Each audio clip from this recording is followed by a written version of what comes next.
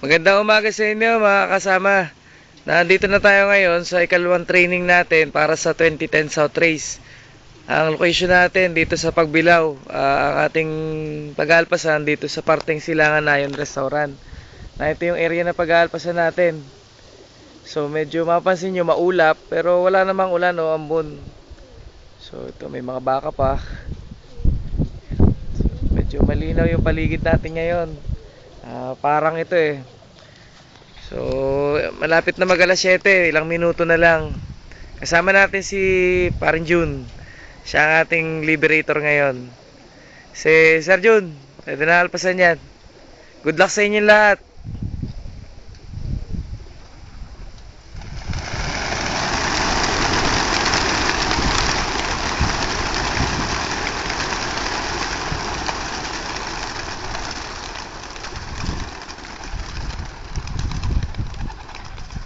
Ito yung mga ibon natin.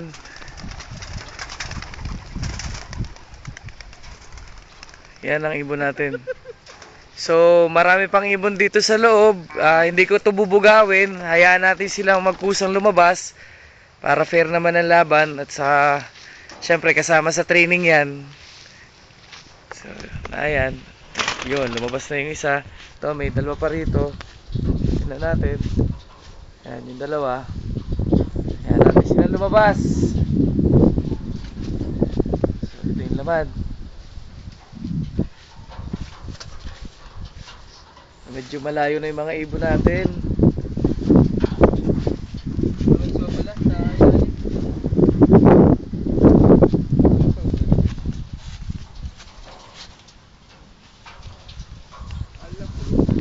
Pare Jun, simulan mo lang bugawin yon. Malayo na naman yung iba.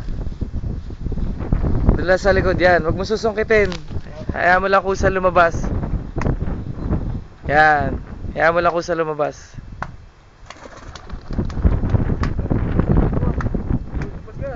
Hayaan mo para masanay lumabas.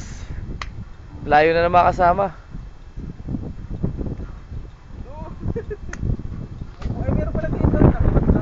Oo, hindi pwedeng buksan yan dyan. Layo na. Iba talaga, no? May singsing ba yan? Wala. Meron? Ah, wala. Wala singsing. Hayaan natin yan.